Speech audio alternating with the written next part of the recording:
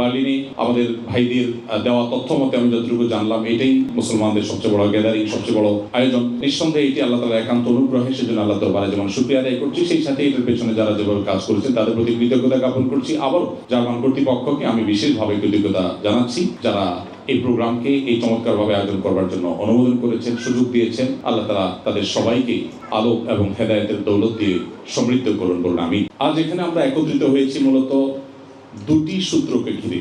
আমরা এখানে যারা আছি, আমাদের বোনরা আছেন, আমরা পুরুষরা যারা আছি, এমনকি আমাদের শিশুরা যারা আছে, আমরা যারাই এখানে একত্র হয়েছি তারা সবাই কিন্তু দুটি সুতোয় বাঁধা আছি। এই মেলবন্ধনটা আমাদেরকে এখানে একত্র করেছে। এখানে অন্য কোনো দেশি মানুষ কেন আসেনি, অন্য কোনো ধর্মের মানুষ কেন আসেনি, অন্য কোনো সোসাইটির মানুষ কেন আসেনি, আমরা কেন আসলাম? কারণ আমরা সুনির্দিষ্ট সুতোয় গাঁথা আছি। তার একটি হলো আমরা সবাই বাংলাদেশের নাগরিক, বাংলাদেশি। অনেকে এখানকার পাসপোর্ট হোল্ডার, কিন্তু আপনি জন্মসূত্রে বাংলাদেশি। সেই সূত্রে বাংলাদেশি, এই সুতোয় আমরা সবাই গাঁথা আছি এবং আমরা সবাই এই সুতোর সদস্য। আর দ্বিতীয়ত আরেকটি সূত্র আমাদেরকে গেঁথে রেখেছে, বেঁধে রেখেছে, আমাদেরকে একত্র করেছে এখানে, সেটি হলো আমরা সবাই মুসলমান। তাহলে একাধারে আপনারা এখানে দুটি বিষয়কে প্রতিনিধিত্ব করছেন। নাম্বার এক, আপনারা বাংলাদেশকে এখানে রিপ্রেজেন্ট করছেন। নাম্বার দুই, আপনারা এখানে ইসলামকে রিপ্রেজেন্ট করছেন। আপনার এই দুটি আইডেন্টিটি খুবই গুরুত্বপূর্ণ। বাংলাদেশের অফিসিয়াল রাষ্ট্রদূত একজন, কিন্তু আনঅফিসিয়াল রাষ্ট্রদূত আপনারা সবাই। বাংলাদেশ রাষ্ট্রকে রিপ্রেজেন্ট করার জন্য অফিসিয়ালি দায়িত্বপ্রাপ্ত একজন হলেও আনঅফিসিয়ালি বাংলাদেশকে রিপ্রেজেন্ট করা, ভালোভাবে উপস্থাপন করা, বাংলাদেশ রাষ্ট্রের একজন নাগরিক হয়ে তার কল্যাণকামী হওয়া, দূর দেশেও নিজের দেশের প্রতি আমাদের যে দায়িত্ববোধ আছে সেটি যথাযথ পদ্ধতিতে প্রকাশ করা, এটি আমাদের দায়িত্বের মধ্যে পড়ে। কারণ এখানে যারা বসবাস করছে, মাল্টি কালচারের, মাল্টি ন্যাশনাল, বিভিন্ন রকমের, বিভিন্ন ভাষার মানুষ, বিভিন্ন সংস্কৃতির মানুষ, তারা কিন্তু বাংলাদেশকে বিচার করবে আমাদেরকে দেখে। সো আমরা কিন্তু জেনে হোক না জেনে হোক, বুঝে হোক না বুঝে হোক, আমরা কিন্তু বাংলাদেশকে রিপ্রেজেন্ট করছি। আপনি ভালো কিছু করলে যেরকম বাংলাদেশকে ভালোভাবে রিপ্রেজেন্ট করবেন, আপনার কোনো ভুল বা অন্যায় হলে সেটি কিন্তু বাংলাদেশকে খুব খারাপভাবে এখানে যারা আছে তাদের কাছে রিপ্রেজেন্ট করবে। আমি গতকাল একটি মেইল পেয়েছি। মেইলটা পেয়ে আমি বেশ আহত হয়েছি। স্পেনের বার্সেলোনাতে আমাদের প্রোগ্রাম আছে, সেখানকার এক প্রবাসী বাংলাদেশি ভাই আমাদের অফিসে, অর্থাৎ আসুনা ফাউন্ডেশনে মেইল করেছে আমাকে অ্যাড্রেস করে। তার কিছু দুঃখের কথা তিনি বলেছেন। অফিস থেকে আমাকে মেইলটা ফরওয়ার্ড করা হলো। মেইলটা পড়ে আমি সত্যি খুব কষ্ট পেয়েছি। তিনি যেটা বোঝাতে চেয়েছেন, এখানে বাইতুল মুকাররম খতিব সাহেব তার বক্তব্যে সে বিষয়টাকে ইঙ্গিত করেছেন যে আমাদের প্রবাসী বাংলাদেশিদের একটা সমস্যার জায়গা হলো যে আমরা অন্যান্য দেশিদের মতো এখানে মিলেমিশে থাকতে পারি না। আমাদের দেশের রাজনৈতিক যে বিভিন্ন দল আছে, সেই দলগুলোর শাখা খুলে নানাভাবে এখানে আমরা একে অন্যের বিরুদ্ধে লেগে যাই। আমরা নিজেরা মারামারি, হানাহানি, শত্রুতা বিদ্বেষে লেগে যাই, এবং যার ফলশ্রুতিতে আমাদের মান সম্মান নষ্ট হয়, ক্ষুণ্ণ হয়।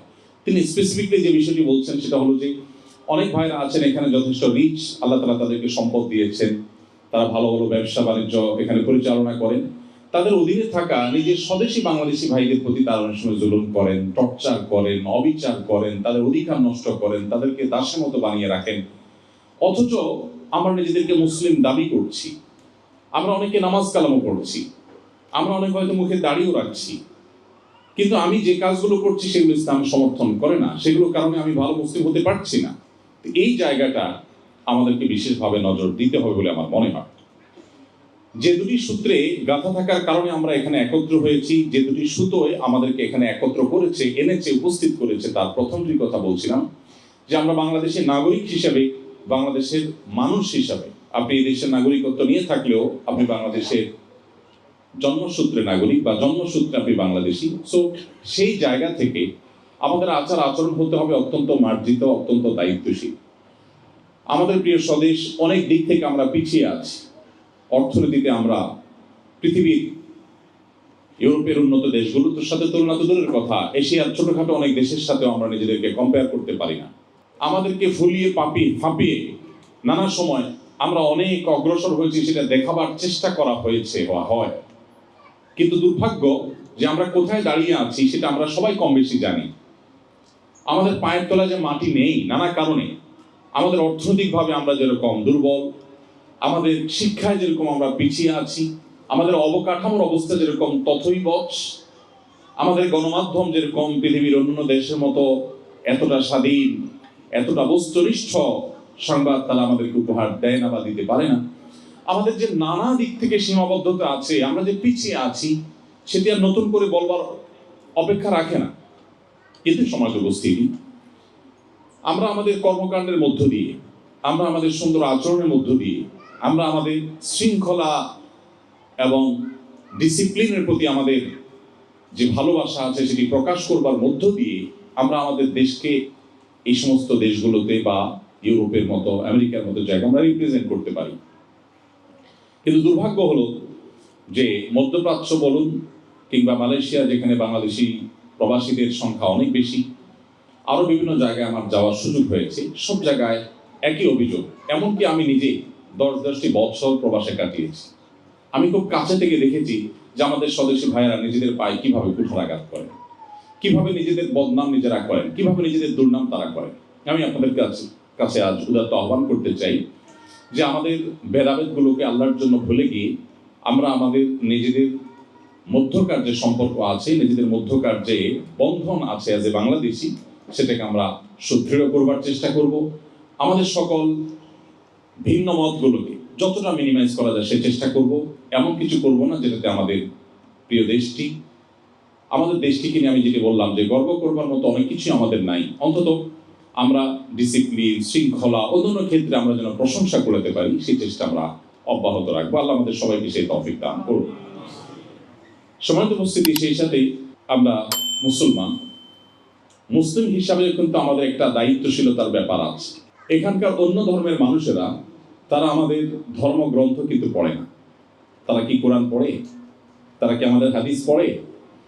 এখানকার অন্য ধর্মের মানুষরা কোরআন বা হাদিস না পড়লেও তারা কিন্তু আপনাকে আমাকে রিড করে। তারা ইসলামকে জাজ করে কোরআন হাদিসে কি আছে তা দিয়ে নয়, তারা ইসলামকে জাজ করে আপনি আমি কি করছি সেটা দিয়ে।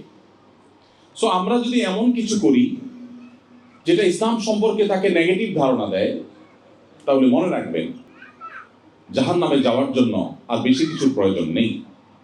কিয়ামতের ময়দানে যদি আল্লাহ তাআলা বলেন তুমি স্বদেশ থেকে হাজারো কিলোমিটার দূরে এমন একটি জায়গায় এসেছো যেখানকার মানুষ ইসলাম সম্পর্কে জানতো না, কিন্তু তোমার একটি ভুল পদক্ষেপের কারণে, তোমার একটি ভুল আচরণের কারণে, তোমার একটি ভুল কাজের কারণে তারা ইসলাম সম্পর্কে যে নেগেটিভ ধারণা নিল, ইসলামকে যে আসামির কাঠগড়ায় দাঁড় করালো, মুসলিম জাতির প্রতি যে একটা ভুল ধারণা নিল, এবং তুমি একা গোটা মুসলিম জাতির গায়ে যে কলঙ্ক লাগালে তোমার একটি ভুল কাজের জন্য, ভুল পদক্ষেপের জন্য, তাহলে সেক্ষেত্রে এই একটি অপরাধের দায় আমরা নিতে পারবো না, আল্লাহর কাছে কোনো জবাবদিহি করার সুযোগ থাকবে না।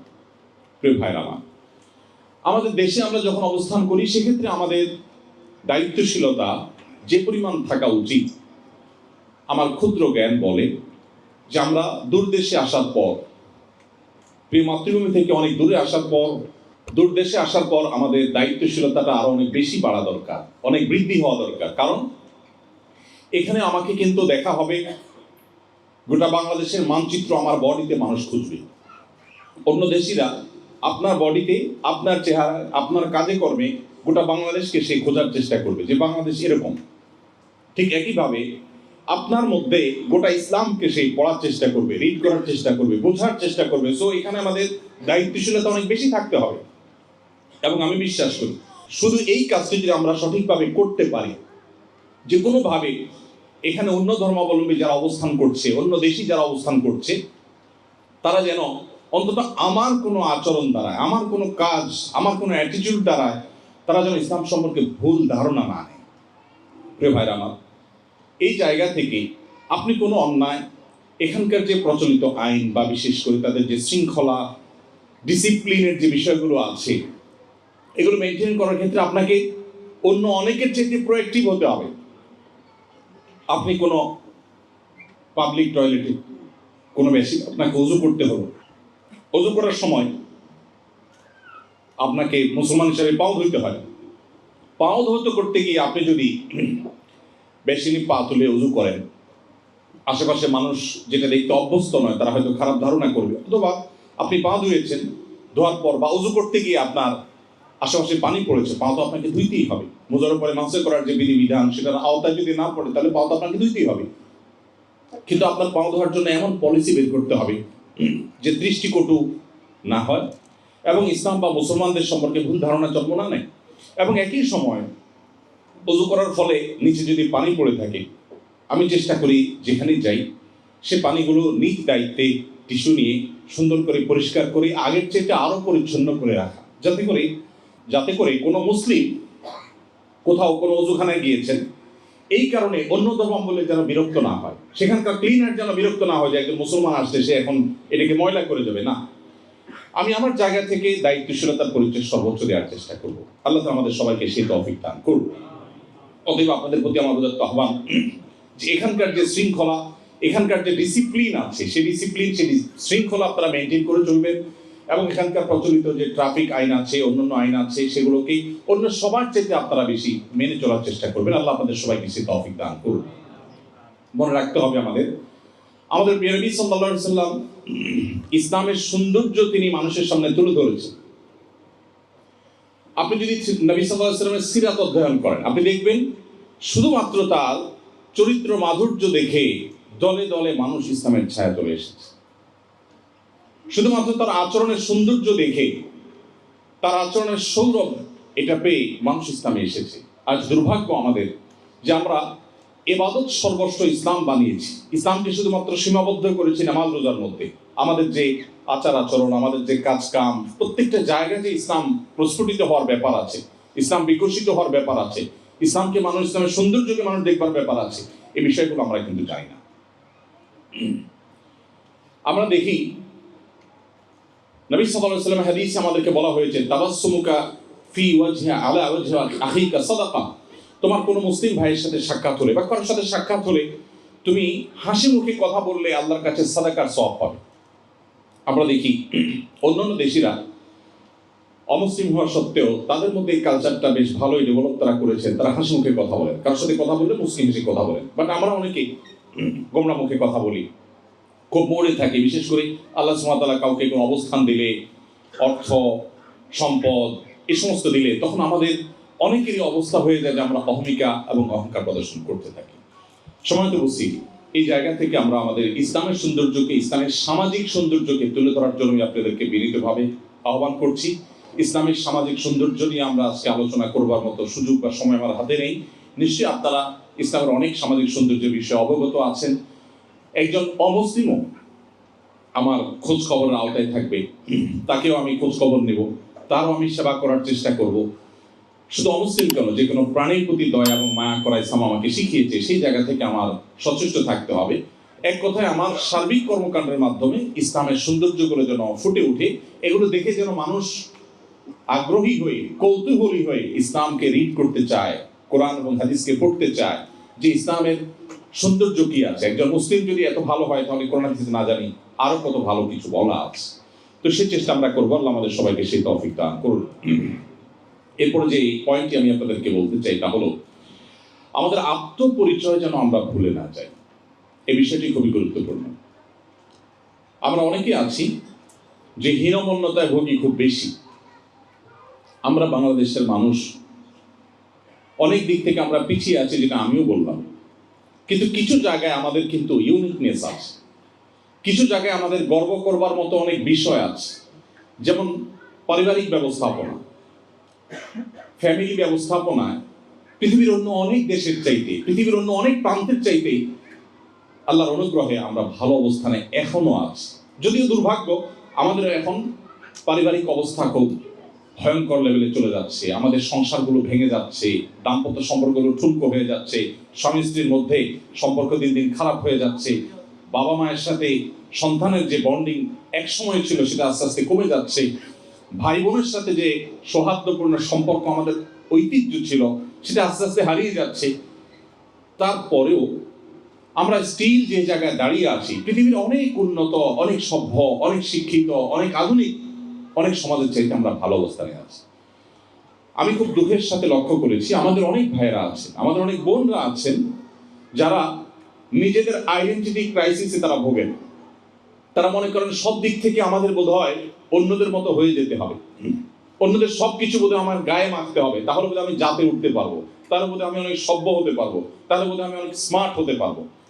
আমি খুব দৃঢ়তার সাথে বলতে চাই আমাদের দেশের যে কালচার আছে সেই কালচারটা বেশিরভাগ ক্ষেত্রেই আমরা জানি যে সেই কালচার সাথে ইসলামের সাথে সংঘর্ষ নেই। অর্থাৎ একাধারে আমি বাংলাদেশি এবং একাধারে আমি মুসলিম, আমার কমন কালচারের যে জায়গাগুলো আছে সেগুলোকে আমরা দূর দেশে থেকেও অত্যন্ত শক্তভাবে আলিঙ্গন করার চেষ্টা করব। আপনি যদি আপনার ইতিহাস, আপনার অতীত পৃথিবী থেকে মুছে ফেলতে না চান, আপনি যদি আপনার চিহ্ন পৃথিবীতে রেখে যেতে চান, আপনি যদি চান যে আপনার যে চেইন আছে, যেই চেইন ধরে আপনি এই পর্যন্ত পৃথিবীতে এসেছেন, এই চেইনটা আরো 200-400 বছর সামনে থাকুক, এটা যদি আপনি চান, তাহলে আপনাকে অবশ্যই আপনার যে আইডেন্টিটি আছে, আপনার যে পরিচয় আছে, গর্বের সাথে সেই পরিচয়কে আপনার ধারণ করবার সংগ্রাম আপনাকে চালাতে হবে। আপনার দুটি পরিচয়ের একটি হলো ভৌগোলিক পরিচয়, আপনি বাংলাদেশি, আরেকটি পরিচয় অনেক বড়, সেটি হলো আপনি একজন মুসলিম। সো মুসলমান হিসাবে আপনার যে পরিচয় আছে, আত্মপরিচয় আছে, এই পরিচয় নিয়ে আপনার কোনো প্রকার হেজিটেশন করা চলবে না। অতএব আপনার এই আত্মপরিচয় এটাকে টিকিয়ে রাখবার জন্য আপনাকে সংগ্রামী হতে হবে। যদি আপনি একটা লাক্সারিয়াস লাইফের বিনিময়ে কিছু অর্থ করে আপনি সঞ্চয় করেছেন, আপনার জীবনে ভালো ক্যারিয়ার গড়ার সুযোগ পেয়েছেন, বিদেশে পাড়ি জমিয়েছেন, অনেকগুলো অর্থ করে কামিয়েছেন, এটার বিনিময়ে যদি আপনার পরিচয় আপনি বিলীন করে ফেলেন, আপনার পরিচয় যদি আপনি শেষ করে ফেলেন, আপনার পরিচয় যদি আপনার হারিয়ে ফেলেন, তাহলে আমি অত্যন্ত বিনয়ের সাথে আপনাকে বলতে চাই আপনার এই ডিল, আপনার এই বাণিজ্য, আপনার এই ব্যবসা, আপনার এই কর্ম, এটা আপনাকে ক্ষতিগ্রস্ত করেছে। আপনি যা পেয়েছেন, হারিয়েছেন তার চাইতে অনেক বেশি কিছু। আপনি আপনার ঈমানকে বিসর্জন করবার বিনিময়ে যদি গোটা পৃথিবীর সকল রাজত্ব আপনার পায়ের কাছে এনে উপস্থিত করা হয়, তাহলে সেটা কম হবে। এই একটা কনসেপ্ট আমাদের কাছে ক্লিয়ার না থাকার কারণে আমরা অনেকেই ভিন্ন পরিবেশে এসে আমাদের নিজের যে স্বকীয়তা আছে, আমাদের যে বৈশিষ্ট্য আছে, বিশেষত্ব আছে, আমাদের যে ইউনিকনেস আছে, আমাদের যে ভালো দিকগুলো আছে, সেগুলোকে আমরা পানির সাথে মিশিয়ে ফেলি।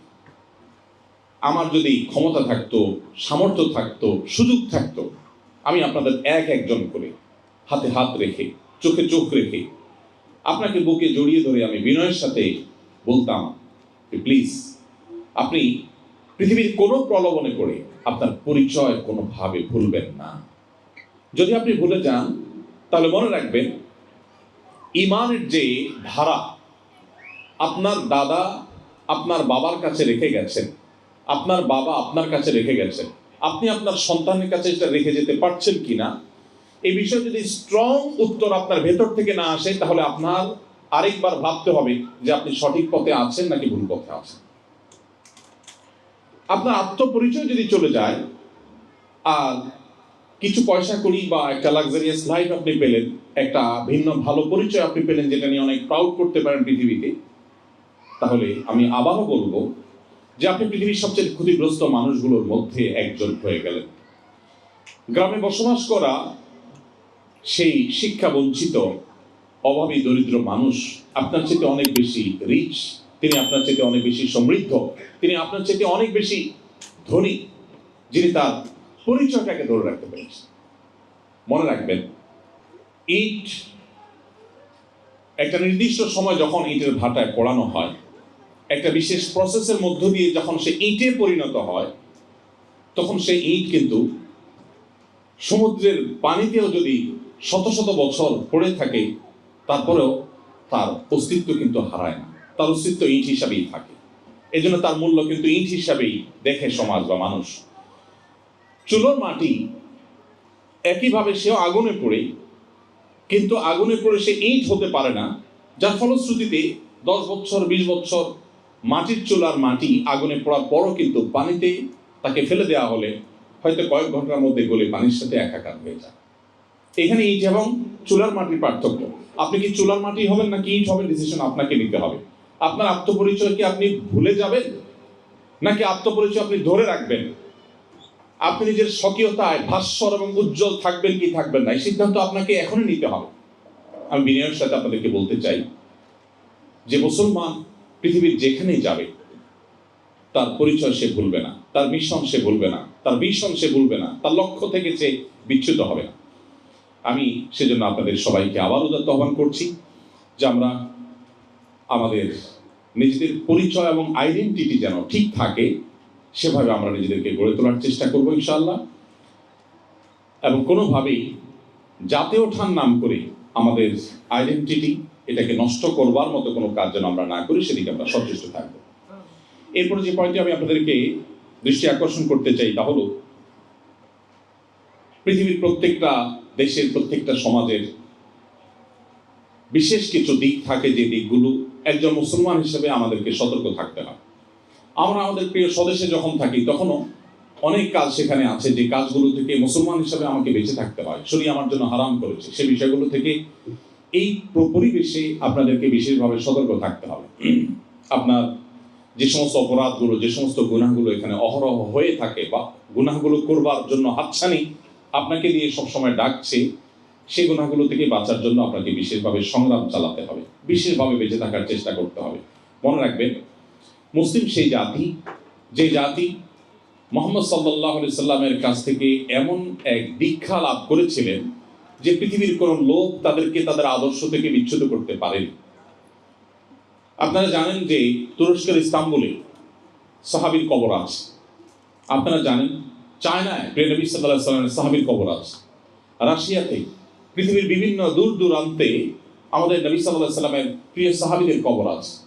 তারা সবাই এসেছেন সেখানে তাদের ইসলামের সৌন্দর্যকে গোটা পৃথিবীতে সৌরভকে ছড়িয়ে দিতে, মানুষকে আলোর পথে আহ্বান করতে এসেছেন। তারা কেউ সেখানে নিজেদের আত্মপরিচয় বিলীন করে দেওয়ার মতো কোনো কাজ তারা করেননি বা সেরকম কোনো বিষয় তাদের দ্বারা হয়নি, যার কারণে তারা চলে গেছেন। তাদের আদর্শ বুক উঁচু করে, মাথা উঁচু করে পৃথিবীতে এখনো টিকে আছে, ১৫০০ বছর পর্যন্ত টিকে আছে। আমি সেজন্য আবারও বলতে চাই, আপনি যদি হারিয়ে যেতে না চান পৃথিবী থেকে, তাহলে আপনার আত্মপরিচয়কে টিকিয়ে রাখার সংগ্রামে আপনি আপোষহীন থাকতে হবে। সম্মানিত উপস্থিতি, সেজন্য বিশেষ বিশেষ যে সমস্ত গুনাহগুলো এই পরিবেশে হয়ে থাকে সেই গুনাহগুলো থেকে আপনাদের বেঁচে থাকার জন্য অত্যন্ত যত্নশীল হতে হবে। আরেকটি বিষয় আপনাদের আমি দৃষ্টি আকর্ষণ করতে চাই, তা হলো আপনারা সবাই জানেন প্রত্যেকটা সমাজের ভালো এবং মন্দ দিক আছে। আপনারা যে সমাজে বসবাস করছেন এই সমাজটাতে যে এরকম ডিসিপ্লিন আছে, আমরা আমাদের দেশে এত ডিসিপ্লিন দেখি না। দুর্ভাগ্য, শুধু আমাদের দেশে কেন, আমরা যারা মুসলমান হিসাবে পরিচয় দেই পৃথিবীর যে সমস্ত দেশগুলোতে মুসলমান প্রধান দেশ হিসাবে আমরা জানি, সেই দেশগুলোতে এই অমুসলিম প্রধান দেশগুলোর মতো ডিসিপ্লিন নেই।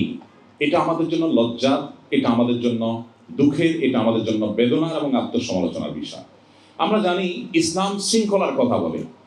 আমাদের প্রিয় নবী সাল্লাল্লাহু আলাইহি ওয়াসাল্লামের যে সুন্নাহ, এই পুরো সুন্নাহ আমাদেরকে শুধু শৃঙ্খলার কথা বলে। আপনি দেখবেন আমাদের প্রিয় নবী সাল্লাল্লাহু আলাইহি ওয়াসাল্লাম রাতে তাড়াতাড়ি ঘুমানোর জন্য নির্দেশ করতেন। আমাদের দেশে ইসলাম প্রচারের নামে রাত ১০টা, ১১টা, ১২টায় দূর দূরান্তে মাইক লাগিয়ে ওয়াজ মাহফিল করা হয়। আমি ব্যক্তিগতভাবে বিনয়ের সাথে ওয়াজ মাহফিলে যেই মাঝে মধ্যে আমাকেও করতে হয়, কিন্তু এর বিরুদ্ধে আমি সোচ্চার যে আমার প্রিয় নবী সাল্লাল্লাহু আলাইহি ওয়াসাল্লাম এভাবে করতে বলেননি। তিনি রাতে তাড়াতাড়ি ঘুমোতে বলেছেন। তার সেই লাইফস্টাইল আপনারা এখানে দেখতে পাচ্ছেন। এখানে মানুষ তাড়াতাড়ি ঘুমিয়ে যায়। শুধু এখানে কেন, আপনি অমুসলিম প্রধান বিভিন্ন দেশে যান, আপনি আমেরিকাতে চলে যান, তাদের অনেক জিনিস আছে যেটা নিয়ে আপনি সমালোচনা করতে পারেন, কিন্তু তাদের সমাজে আপনি দেখবেন মানুষ তাড়াতাড়ি রাতে ঘুমিয়ে যায়। তারা ভোরে উঠে কাজ শুরু করে, এরা ভোরে উঠে কাজ শুরু করে, ফজরের সময় রাস্তায় সিগন্যালে গাড়ি সিরিয়াল পড়ে যায়। অথচ এই দৃশ্য তো দেখার কথা ছিল মুসলমানদের মধ্যে। দুর্ভাগ্য আমাদের যে আমাদের সমাজে, মুসলমানদের সমাজে, আপনি মিডল ইস্টে যদি চলে যান, মিডল ইস্টের প্রত্যেকটা দেশে আপনি দেখবেন রাত ১০টা, ১১টার পরে রাত শুরু হয়, আর সকালে ফজরের পরে তাদের ঘুম শুরু হয়।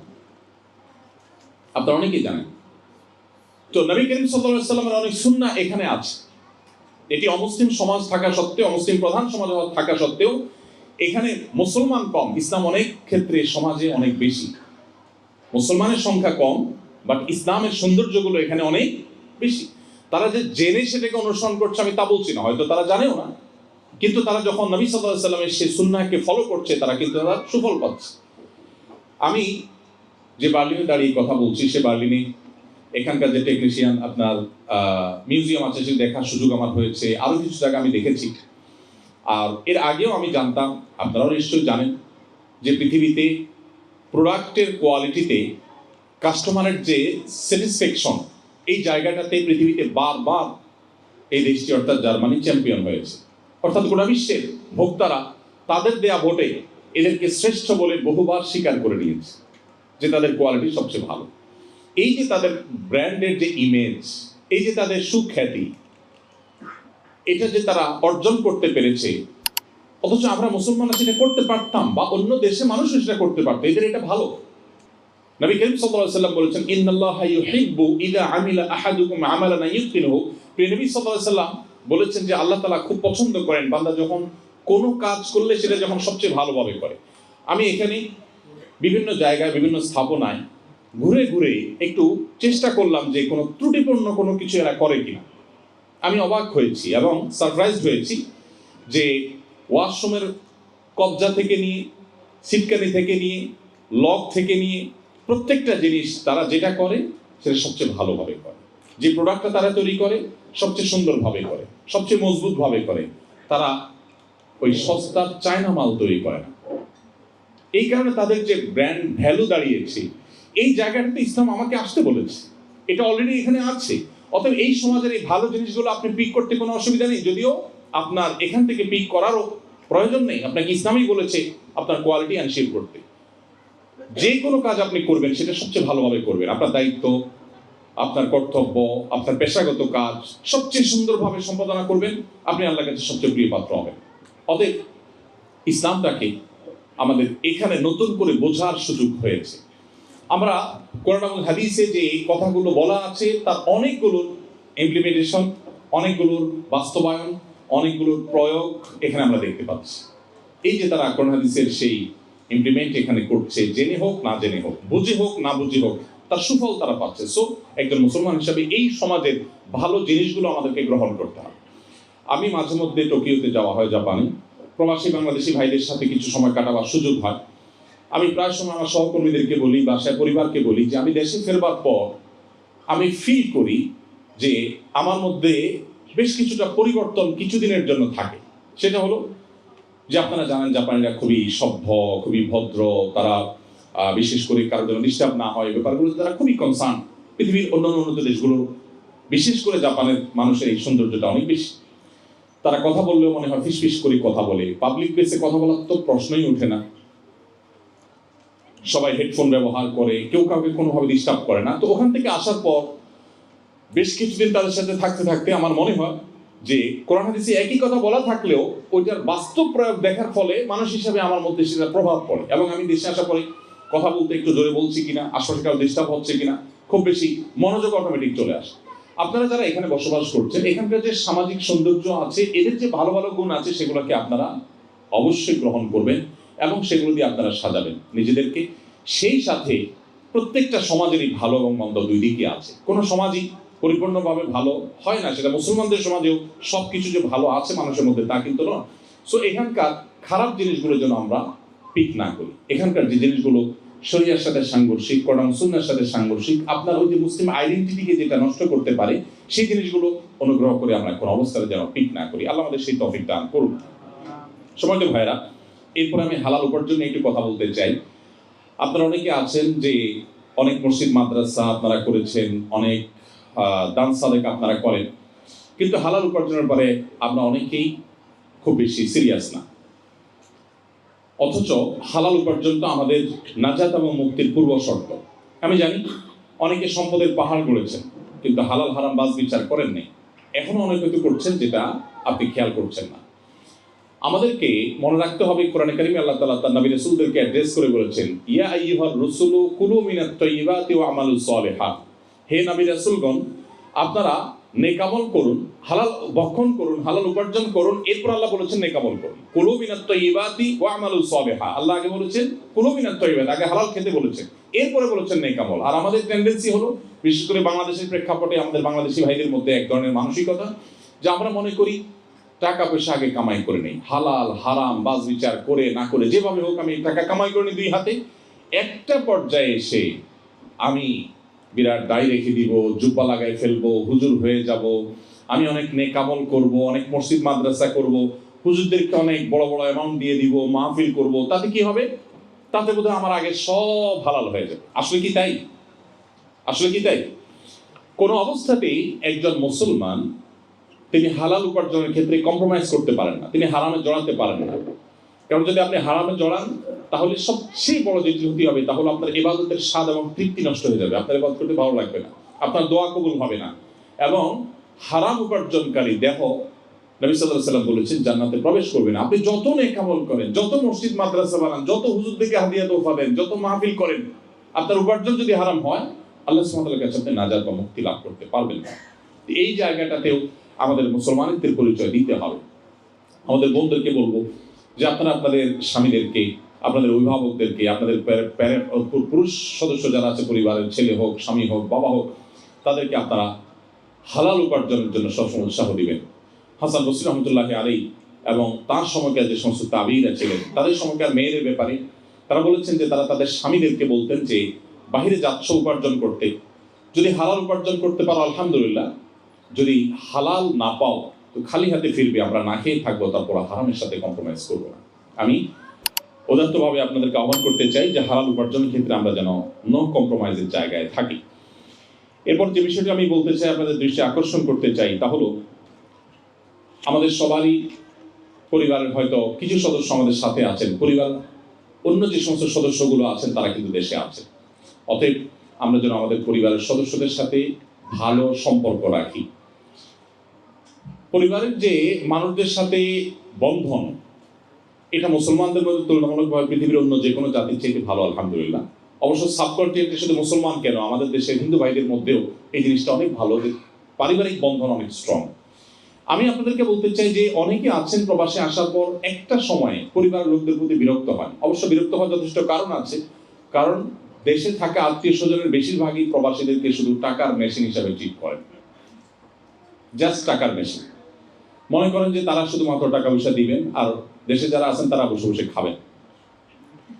আপনারা জানেন যে আমার একটা অর্গানাইজেশন আছে আসুন্নাহ ফাউন্ডেশন। আসুন্নাহ ফাউন্ডেশন থেকে আমরা একটা পলিসি মেনে চলি, সেটা হলো আমরা কোনো অভাবী, কোনো দুস্থ, কোনো গরিব মানুষকে সচরাচর, বিশেষ কোনো কেস না থাকলে, যেমন এখন বন্যায় যারা ক্ষতিগ্রস্ত হয়েছেন কৃষক, তাদেরকে আমরা মোবাইল ব্যাংকিংয়ের মাধ্যমে 30 কোটি টাকা পাঠাচ্ছি।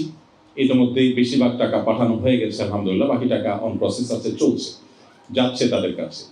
এখানে কৃষকদের বীজ কেনার জন্য, অন্যান্য কাজের জন্য তাদেরকে আমরা নগদ অর্থ সহায়তা করছি। এর বাইরে আমাদের কাছে কোনো গরিব এসে যদি বলে ভাই আমাকে একটু সাহায্য করেন, কিভাবে সাহায্য করব? আপনার ফাউন্ডেশন থেকে আমাকে 20,000 টাকা দেন, আমি একটা ব্যবসা করব। আমরা বলি না, টাকা দিয়ে ব্যবসা হয় না, ব্যবসার জন্য আইডিয়া দরকার হয়, পরিশ্রম দরকার হয়। সো তাকে আমরা অফার করি যে আমাদের আসুন্নাহ স্কিল ডেভেলপমেন্ট ইনস্টিটিউট আছে, আপনি সেখানে ভর্তি হন। সেখানে আপনি যে পর্যায়ের হন, মহিলাদের জন্য আলাদা, মেয়েদের জন্য স্মার্ট টেইলারিং এবং ব্লক বাটিকের ট্রেনিং এর আমাদের সেকশন আছে, সেখানে মেয়েরা ট্রেনিং নিচ্ছে। ট্রেনিং এর পর তাদের পিছনে এক একজন বোনদের পেছনে, এক একজন মহিলার পেছনে আমরা 1 লক্ষ টাকা প্রায় খরচ করি। ট্রেনিং এর পর তাদেরকে 100% থাকা খাওয়া ফ্রি করি। একটা নামমাত্র টোকেন মাইনে নেওয়া হয় শুধু তার সিরিয়াসনেসের জন্য, আর সম্পূর্ণ টাকা ফ্রি তাকে দিয়ে ট্রেনিং করানোর পর তাকে বাসায় কাজ করবার উপযোগিতা তৈরি করবার জন্য যা যা লাগে, মেশিন থেকে নিয়ে, সুতা থেকে নিয়ে, কেচি থেকে নিয়ে সব কিছু কিনে আমরা তাকে দিয়ে দিই। এবং তৈরি করার পর তিনি বাসায় গিয়ে প্রোডাক্ট তৈরি করার পর ওই প্রোডাক্টগুলো আমি আমার ফেস ভ্যালু দিয়ে সেল করে দেওয়ার চেষ্টা করি। আমাদের বিভিন্ন প্রোগ্রামে, বিভিন্ন ইভেন্টে আমরা তাদের স্টল করে দিই, তারা তাদের মালগুলো বিক্রি করে তারা টাকা নিয়ে যান। এভাবে আমাদের বোনদেরকে আমরা স্বাবলম্বী করার চেষ্টা করি। পুরুষ কেউ যদি অভাবী আসে, আমরা বলি তুমি যদি অশিক্ষিত হও, স্বল্প শিক্ষিত হও, তুমি আমাদের ড্রাইভিং স্কুলে ভর্তি হয়ে যাও। তোমার যদি আগ্রহ থাকে সেক্ষেত্রে আমার সে প্রশিক্ষণ আছে, সেখানে ভর্তি হয়ে যাও। তুমি যদি এইচএসসি কমপ্লিট করে থাকো তাহলে আমাদের কম্পিউটার বিভিন্ন কোর্স আছে, স্মল বিজনেস ম্যানেজমেন্ট কোর্স আছে, অফিস ম্যানেজমেন্ট কোর্স আছে, অ্যাকাউন্টিং এর উপরে কোর্স আছে, সেগুলো করো।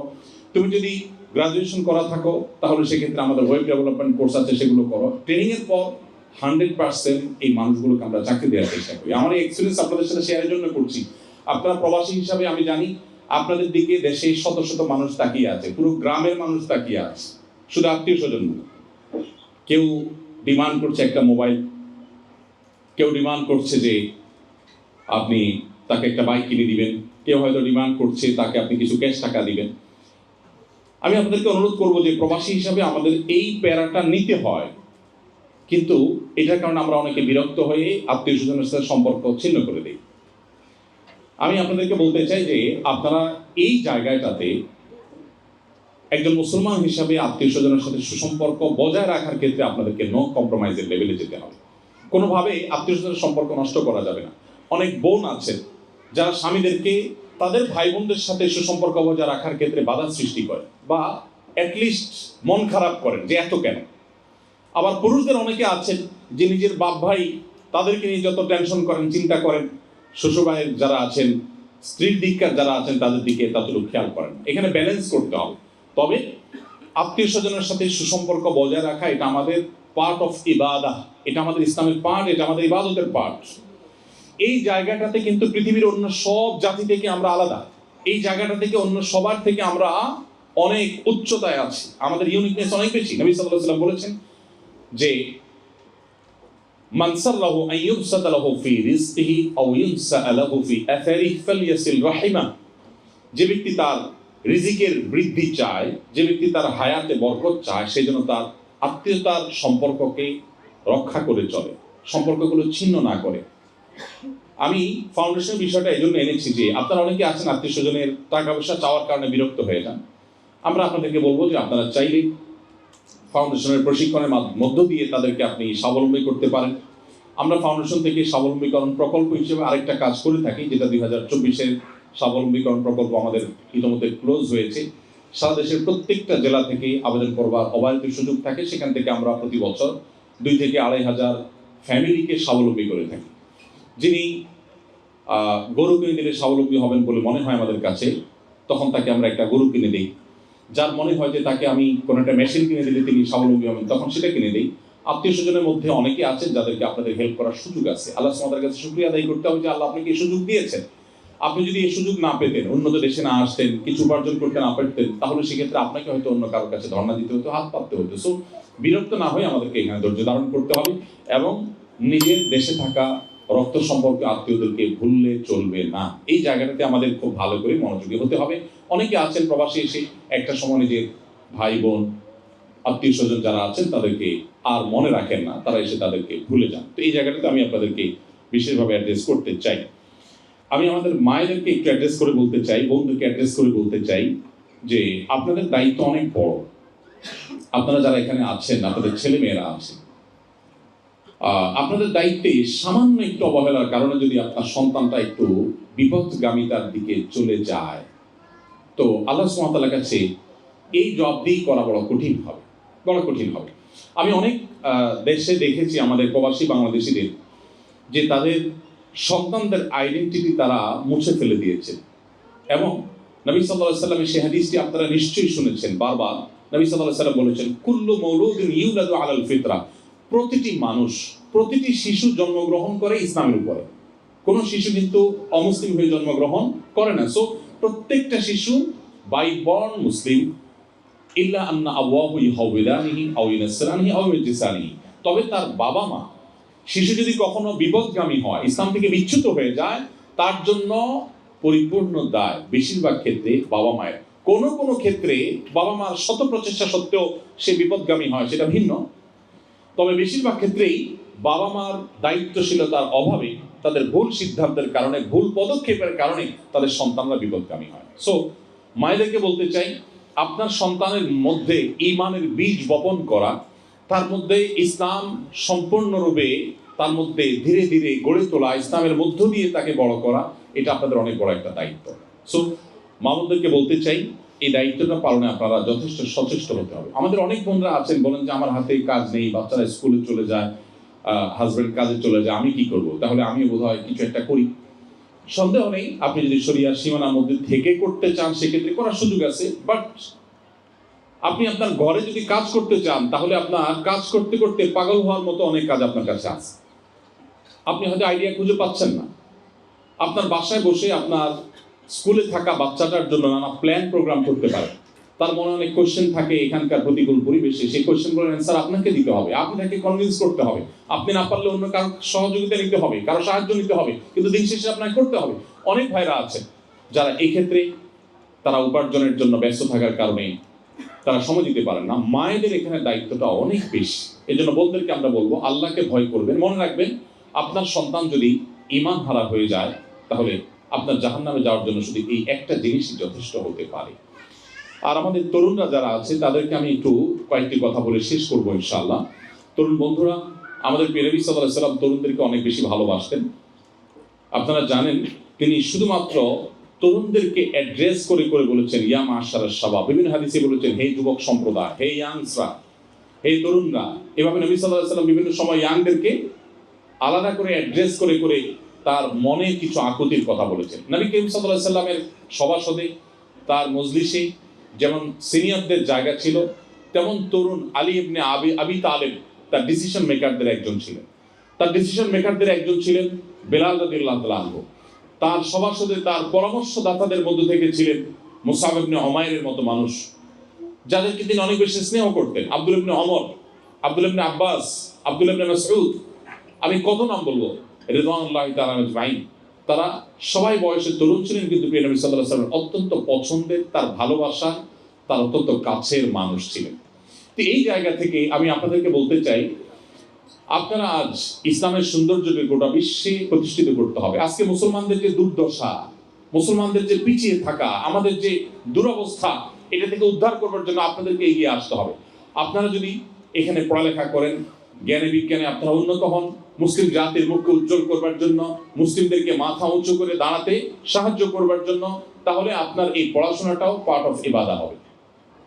আপনার উদ্দেশ্য যদি হয়, ইন্টেনশন যদি হয় যে আজকে মুসলমানদের যে দুর্দশা, দুর্গতি, মুসলমানদের যে দুর্নাম গোটা পৃথিবীতে, আমি সেটাকে ঘোচাবার চেষ্টা করব।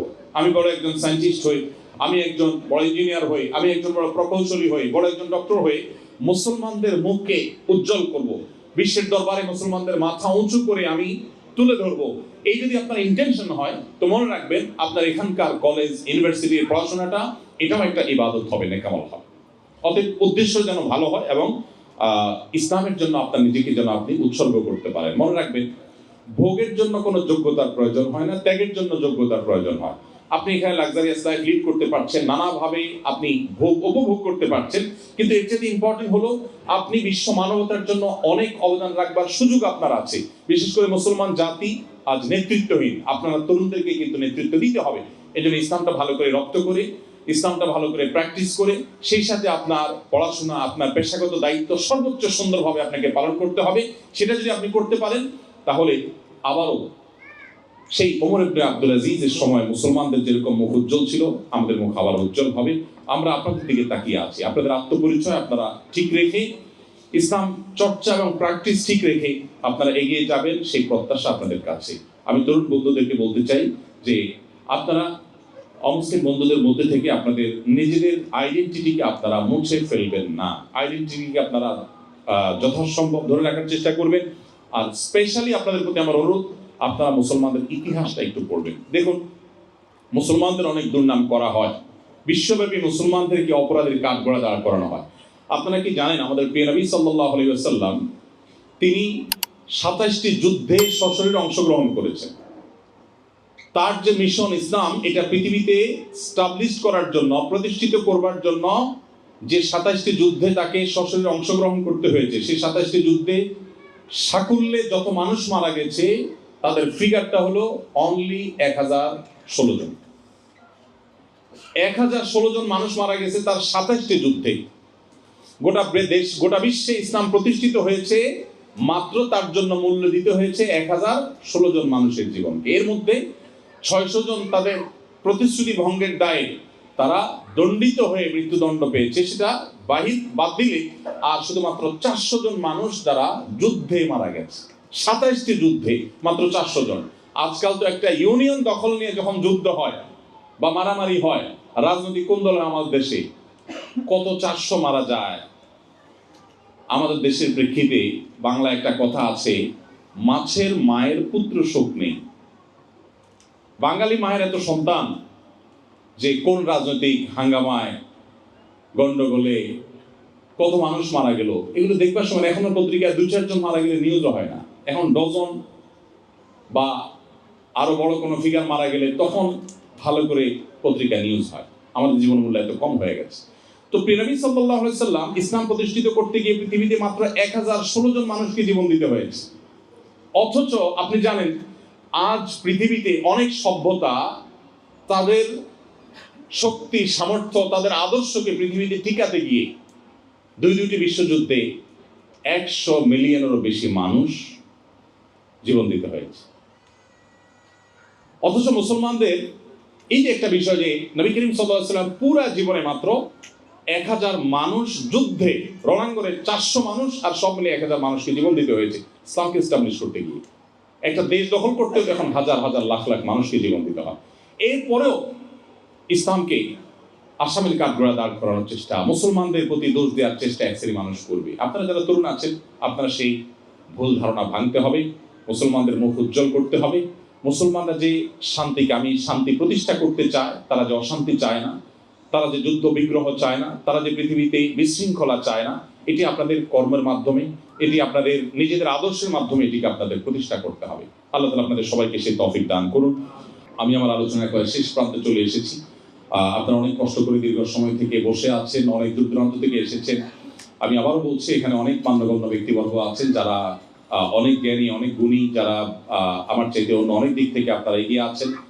সো আপনারা যে আপনাদের মূল্যবান সময় থেকে কিছু সময় বের করে এখানে সময় দিয়েছেন, আমাকে শুনেছেন, সেজন্য আপনাদের প্রতি আবারও কৃতজ্ঞতা জ্ঞাপন করছি। আপনাদের এই কষ্ট করে আসার কারণে আমাদের বোনরা অনেক কষ্ট করে এসেছেন।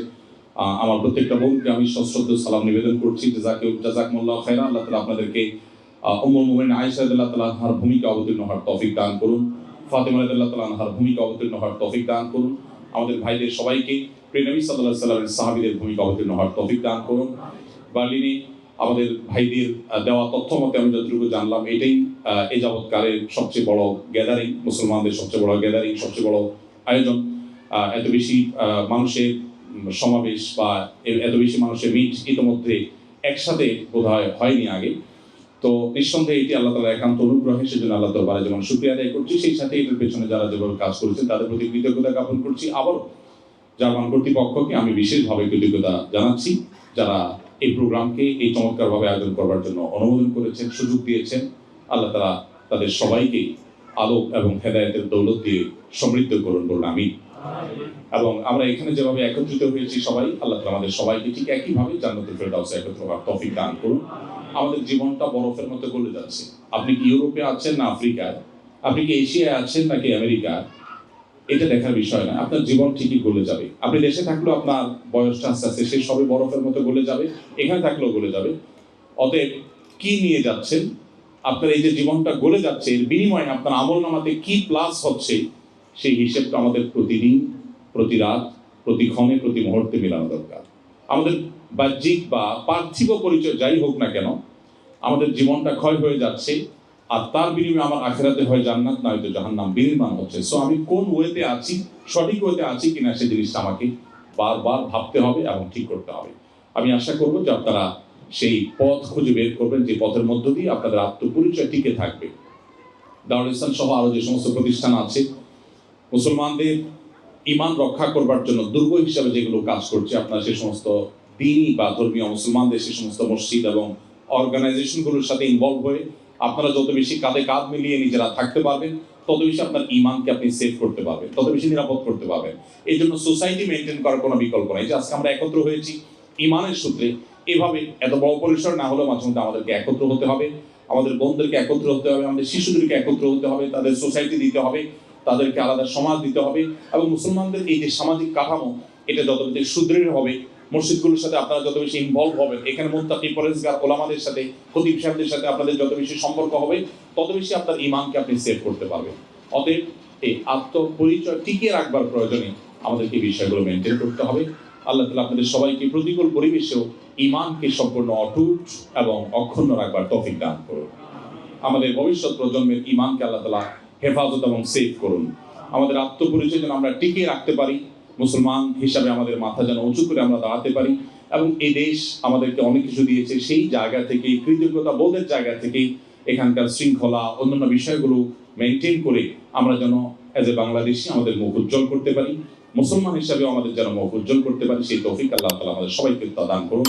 জাযাকুমুল্লাহ খাইর। আমাকে ধৈর্য ধরে শুনবার জন্য আপনাদের সবার প্রতি আবার কৃতজ্ঞতা। আসসালামু আলাইকুম ওয়া রাহমাতুল্লাহি ওয়া বারাকাতুহু।